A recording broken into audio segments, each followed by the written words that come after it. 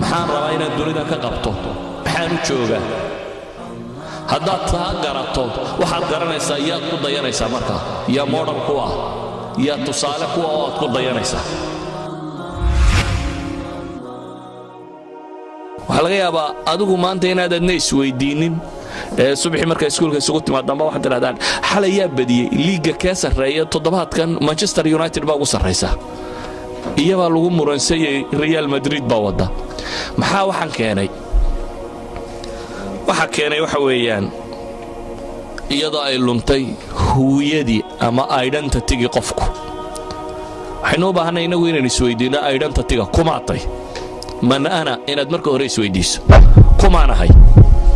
maxaan u noolahay maxaan rabaa inaan dunida ka qabto maxaan u joogaa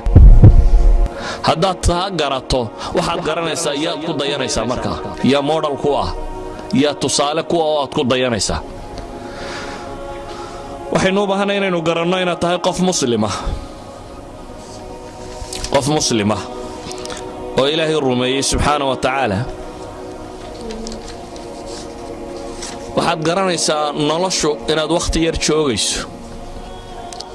wakhtigaa yar aad joogtaana inuu yahay wakhti lagu itixaamayo lagugu talagalay inaad ka faa'iidaysato waxaad og tahay in aad dhiman doonto dabeetana lagu soo bixinayo aakhira la imanayo wakhtigii yar ayaad joogtay wixii aad qabatay in lagugu xisaabin doono yaa model ku ah markaa yaa tusaale ku ah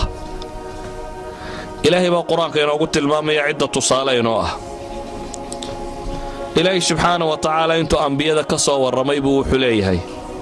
ulaa'ika aladiina hada allah fabihudaahu muqtadih kuwaasi baa ilaahay leeyahy subxaana wa tacaala waa kuwii alla hanuuniyey ee fabihudaahu muqtadih hanuunkooda ku daya baa ilaahay leeyahy subxaana wa tacaala hanuunkooda yacnii suluugooda dhaqankooda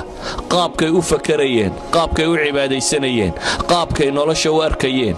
siday u fakarayeen iyaga kaga dayda baa ilaahay yidhi ilaahay qur'aan wuu soo dejin kari lahaa sidiisa u qoran oo dadka la yidhaahdo akhristoo faahfaahsan laakiin ilaahay wuxuu soo diray waxyi kastoo uu soo dejiyey rasuul baa la soo raaciyey rusushu maxay qabanayeen waxay qabanayeen inay noqdaan tusaalaha xayiga tusaalaha nool ee loogu talagalay bini'aadamku inuu ku daydo si uu u raaco waxay ahayn tusaale la rabo in dadka la tusiyo koow waxaan la faray inuu yahay wax la samayn karo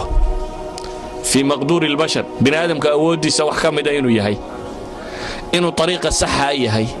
qaab nololeedka ugu fiican inuu yahay ciddii tilmaami lahay walidaalika waxaynu ku celcelinaynaa leenahay waa inaynu si fiican u daraasaynaa u garannaa ciddaynu ku dayan lahayn ciddaynu ku dayanaynaa waxa weeyaan bini'aadamkii ilaahay abuuray oo dhan kuwii ugu fiicnaa waxa alle dad abuuray waxa ugu fiicanoo ummad walba kii ugu fiicnaaya ilaahay ka doortay waa nebi ama rasuul ummad kasti kii ugu fiicnaa ee ilaahay ka doortay waa nebi ama waa rasuul nebiga iyo rasuulka waxaa loogu talagalay inuu model u noqdo ama shaygii bini'aadamka oo dhammi uu ku dayanayay inuu noqdo waxaan ku dayanaynaa min bacdi daalik kuwa iyagu rabbeeyeenoo kobciyeen haddaad fikraddaasi qaadato waxa aad dareemaysaa inaad adigu dunida ustaad markaasi u tahay